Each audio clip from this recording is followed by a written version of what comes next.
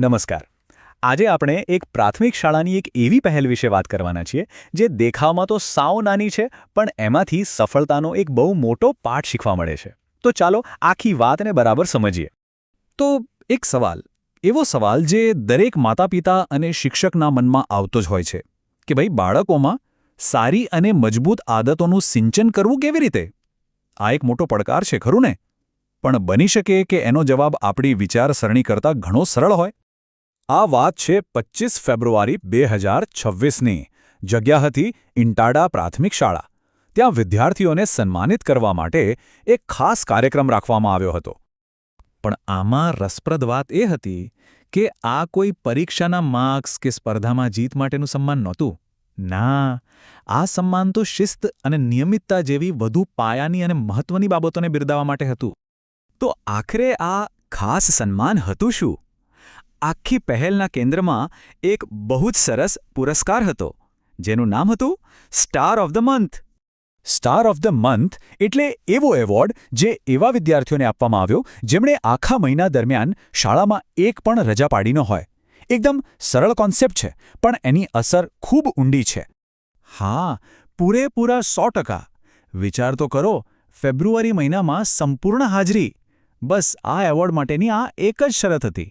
હવે 100% સાંભળવામાં કદાચ નાનો આંકડો લાગે, પણ એની પાછળનું જે સમર્પણ છે, જે પ્રતિબદ્ધતા છે, એ ખરેખર બહુ મોટી વાત છે.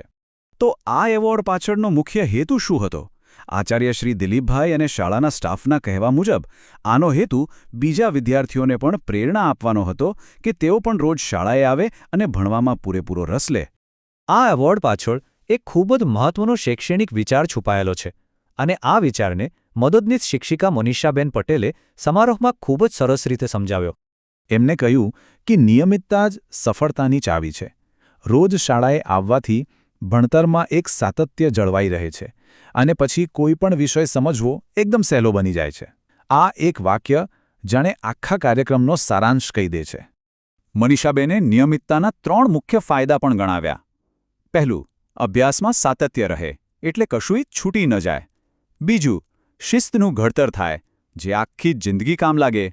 અને ત્રીજું, વ્યક્તિત્વનો સારો વિકાસ થાય.